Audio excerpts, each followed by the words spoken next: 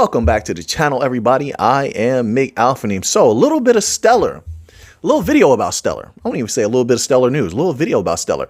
I've just been reading all these documents they're putting out, watching some of these videos that they're putting out. And it's very interesting. First of all, let's just, they put so many subliminal things into Stellar. It's unbelievable. Why do they use the picture of a bank on so many things? I was looking at one little post they put out, and the picture on the post was a bank. And then some of the videos they put out, the pictures on the videos are a cluster of banks. I showed that before, didn't I? It's like they have this, they secretly want so bad to just be the bank coin that they are, but they have to live up to this banking the underbanked and banking the unbanked idea that they've put out. But if you look at what they're doing, they've been going after nothing but big companies, one after another. It's not a secret. You know, listen, I don't want to consider Stellar a sleeping giant because for me, it's not that. For me, it's very clear that this is something that could skyrocket in the future. How high? I don't know. You got to make up your own mind about that. But it can skyrocket in the future, and that it is a dominating network that desperately wants to, I can't even say wants to, is rapidly becoming the base of the new financial system. It is what it is. It's just true. The base of the new financial system. Now, don't get me wrong. Listen, we saw some good gains from XLM in that first go round. It was super low, and then boom, it went up, right? It went up to a respectable levels. Look at that. Look at that. Those charts in the last bull run, right? I think it could do better than that in the coming bull run. I really, really do. But look at all the partnerships that they've made since that time. Everything's bigger. Everything's better, right? Now, it's very interesting when they talk about trust. That's what I want to get to. In some of these documents, they continue to talk about, well, we have to have this trust. Everything has to be transparent. And they're talking about decentralization, but it's very interesting. You got to read between the lines. Who else has been saying the exact same things as Stellar? The Bank for International Settlements. They've been saying, look, if I'm reading both documents, I'm listening to both videos of both organizations they've been putting out. They've been sounding more and more like the Bank for International Settlements, the IMF, and the regulators in the United States. There's a reason for that. There's a reason for that. What do you think the conversation was about all of these different times that the White House has called Stellar? Will they ever clarify that? So they're trying to come in line with all of these different organizations, which we already know they have good relationships with all of them. But why? Because they know that there's a possibility of being that base layer. What does Swift say in that video where they had an interview with someone from Swift recently? And that person from Swift was saying, a lot of people watched the video, so they heard it. Swift saying, oh, you know, we're a body of organizations, and, you know, how interoperability can come by way of working with other companies, which we already read a document about that over the summer. Remember when it was maybe around the time they began working with Chainlink, and they were saying how there was other companies that they were open to working with or might be working with. And they not listed, but they said there was maybe 6 more companies, something like that. Somebody out there remembers and they screenshot it. I know you have it.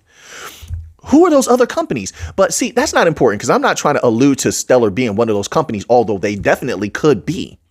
I don't see why Stellar couldn't work with a company like Swift if Chainlink can to run certain functions for Swift and just help Swift, help them congeal with them, whatever. I don't see why they couldn't. I think Swift and other companies will work with a bevy of them, a bevy of these bank coin companies. But that's not what's important here. That's not what I'm trying to really build upon here. Is that these companies, these legacy system companies, need a base layer of the new financial system that has corridors everywhere so that they can expand in a way that they cannot do now. Now, there's only a few major bank coins that have corridors everywhere. And the ones that I can think of off the top of my head are Algorand, Stellar, XRP, I think that's it. When it comes, and I think the closest to them is H-bar, Hedera. And then look at how all of them sort of have they've been stagnating, consolidating. They've been so quiet. They don't want to draw too much attention to themselves, not their native currencies anyway. Not yet. Because when they continuously come out and they're talking about this trillions are going to flood into the market, do you believe, I don't believe, I'll say it that way. I don't believe those trillions are going to flood into most of these crypto projects you're seeing right now pop off. I don't, because they're not respected. They're not trusted. They don't have the major partnerships. Like, let's say for Stellar, for instance, they're not partnered with Franklin Templeton, Wisdom Tree, MoneyGram, which, by the way, MoneyGram has a couple of clearinghouse banks that they work with. I said this a long time ago. I made so many Stellar videos over the years. I mean, people just go through those. That information is still relevant. The only one that has changed is the IBM information. That's it, right? Which was open sourced, and which Stronghold, by the way, people keep forgetting, Stronghold is still pushing that same infrastructure that was built with IBM, although it may not be as to that degree or that potent or such like that. But we have to wait and see what happens with that. But they're bringing more and more to Stellar every single day. Right. So you have them becoming the base layer. Let's close that thought out.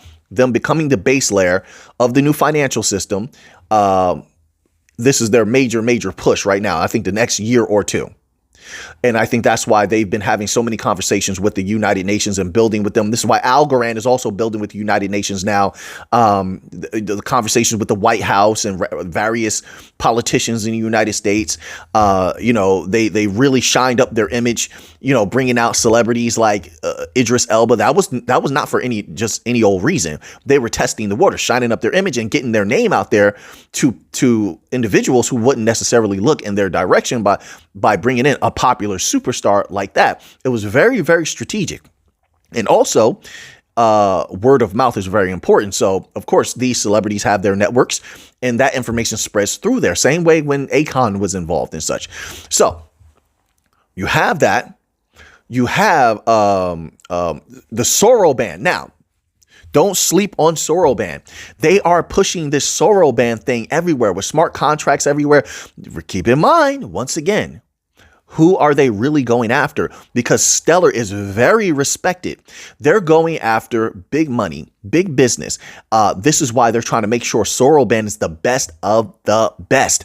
And that could bring a lot of traffic, a lot of congestion, a lot of volume, whatever you want to say, a lot of money to Stellar. They're not stupid. They know what they're doing. Keep in mind, they came out a while ago with things like Starlight Protocol. The Starlight Protocol, 1 million transactions per second, whatever. You go look that up for yourself if you're not privy to that. Some of us been in Stellar XLM for a long time, right? So we know a thing or two about a thing or two. What can it do now? If it could do that, then what can it do now? Why did they come out with that? No individual, no unbanked needs 1 million transactions per second. Once again, it leads us all back to why they're putting banks on a lot of their different materials. Why don't they put a person on there since they want to bank the unbanked? Why don't they put a group of people on there since they want to bank the unbanked? But on some of these documents, like this one here, for example, demystifying decentralization, the picture, a bank. Then on another video, something, I forgot what it was, a group of banks. Hey, listen, there's no guarantees in the future. I'm just conveying my thoughts, not financial advice. I'm not a financial advisor. You can do whatever you want. But I think Stellar has a bright future. I could be wrong on that, but I believe Stellar has a bright future. So now that you have that information, what are you going to do with it? I know what I'm going to do with it. So until next time, let's get to the money.